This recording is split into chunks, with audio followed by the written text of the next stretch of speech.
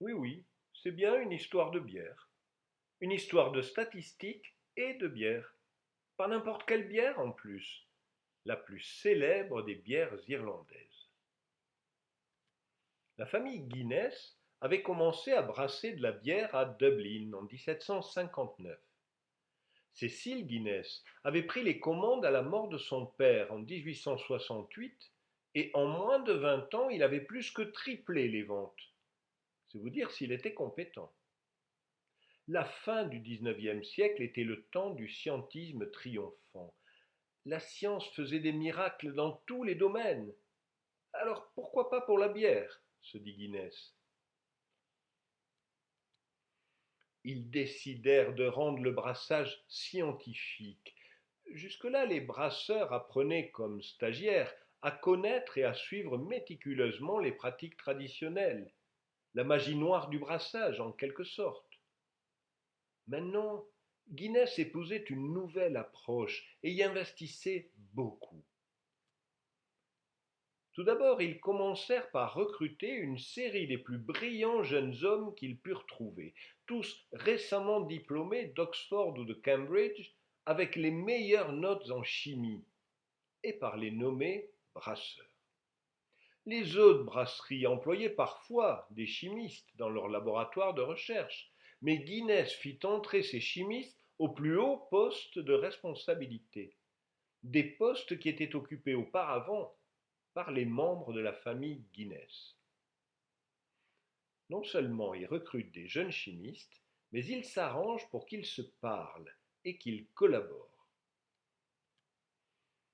Jusqu'à ce qu'ils soient mariés, ils vivaient ensemble dans la maison Guinness pour brasseurs célibataires au siège de St. James Gate. Au travail, ils mangeaient ensemble dans le réfectoire des brasseurs. Pendant leurs loisirs, il semble qu'ils aient été très sportifs. Ils skiaient, pêchaient, faisaient de la voile, du golf, du vélo, allaient marcher dans les collines. Ils se rendaient visite, lisaient et parlaient ensemble. D'une certaine façon, leur vie était comme une extension du collège. Parmi ces jeunes gens, il y avait William Seeley Gossett, nommé brasseur en 1900, à 24 ans donc. Par rapport aux autres, il avait une particularité un peu bizarre. Les jeunes brasseurs travaillaient bien ensemble, certains étaient de bons amis. Chacun d'eux semblait avoir trouvé son propre rôle dans la brasserie. Et il semblait naturel à chacun d'apporter ses problèmes numériques à Gossett. Il avait fait un peu de mathématiques à Oxford et semblait avoir moins peur des mathématiques que les autres. Dans un rapport sur la théorie des erreurs, il observa plus tard: il peut sembler étrange que des raisonnements de cette nature n'aient pas été utilisés plus largement, mais c'est dû en premier lieu à la crainte populaire des mathématiques. Gossett n'avait donc pas peur des maths, mais ce n'est pas pour autant que tout était facile. Une des difficultés qu'ils rencontraient pour interpréter leurs données expérimentales, c'était que les échantillons étaient toujours petits. Par exemple, les expériences sur l'orge démarraient avec 4 fermes qui faisaient pousser chacune une variété sur un terrain. L'estimation de la moyenne basée sur un échantillon de 4 n'est bien sûr pas exacte. L'erreur sur l'estimation de l'écart type ne peut pas être ignorée. Ça, Gossett en était conscient. Depuis que le théorème central limite et ses applications statistiques avaient été développés par Laplace plus d'un siècle auparavant, la statistique avait progressé, en particulier en Angleterre, et en particulier grâce au meilleur statisticien du moment, qui se trouvait être Karl Pearson. Les techniques statistiques pour les grands échantillons étaient bien comprises. Pour vous donner un point de comparaison, le test du Qui2 avait été publié par Pearson en 1900, précisément l'année du recrutement de Gossett chez Guinness. Mais pour de petits échantillons, utiliser les mêmes résultats que pour les grands échantillons, ça ne pouvait pas marcher. Alors, en juillet 1905, comme il passe ses vacances d'été chez ses parents, et comme ses parents habitent justement à 30 km de la résidence d'été de Pearson, Gossett prend son vélo et va voir Pearson. Pour lui, la question principale était de combien fallait-il agrandir l'intervalle de confiance si on utilisait l'estimation de l'écart type au lieu de sa vraie valeur inconnue. Pearson n'était pas capable de répondre en 1905. Il n'était pas non plus capable de répondre à la question d'après qui était comment calculer la valeur limite d'un test de signification. Mais peu importe, c'était quand même une bonne idée d'aller voir Pearson.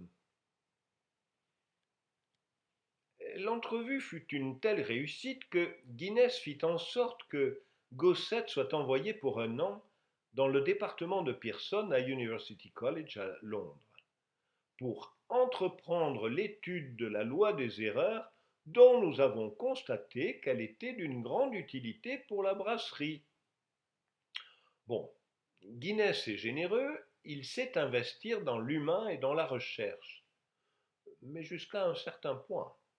Une fois terminée son année sabbatique chez Pearson à Londres, Gossett retourne travailler à Dublin sur des choses sérieuses. Et il se débrouille pour rédiger et publier ses travaux de recherche en dehors de son temps de travail. Pendant son temps libre en 1908, Gossett prépara ses articles sur l'erreur probable de la moyenne et le coefficient de corrélation en vue de leur publication.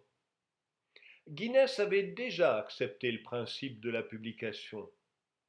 Et comme les comptes rendus du conseil d'administration le rapportent, il fut décidé par Latouche que de telles publications pourraient paraître, mais sans le nom du brasseur. Il serait simplement désigné par pupil ou bien student. Et c'est ainsi que vous parlez de théorème de student, de loi de student et de test de student, à cause de cet article sur l'erreur probable d'une moyenne par student. Il est paru dans la revue Biometrica, fondée par Pearson en 1901. Bien qu'il soit connu que la méthode consistant à utiliser la loi normale n'est fiable que quand l'échantillon est grand, cependant personne ne nous a jamais dit où placer la limite entre grand et petit. Le but de cet article est de déterminer jusqu'où il est possible d'utiliser les tables de la loi normale pour juger de la significativité d'une série d'expériences et de fournir d'autres tables à utiliser quand le nombre d'expériences est trop faible. Et c'est exactement ce que fait Gossett. Voici le plan de l'article. Regardez les trois premières parties. Elles portent sur les trois affirmations du théorème de Student. La première partie détermine la distribution de l'écart-type empirique. La seconde montre que la moyenne empirique et l'écart-type empirique sont des variables aléatoires indépendantes. La troisième détermine la loi de la moyenne empirique, centrée divisée par l'écart-type empirique. C'est ce que nous appelons la loi de Student. Voici la densité des écarts-types empiriques pour un échantillon de taille 10 et son expression analytique exacte. Pour tout vous dire, je trouve la situation assez ironique. Il est plutôt rare qu'un objet mathématique, théorème ou courbe, porte le nom de son véritable inventeur. La règle, c'est la loi de Stigler. Aucune loi ne porte le nom de son inventeur.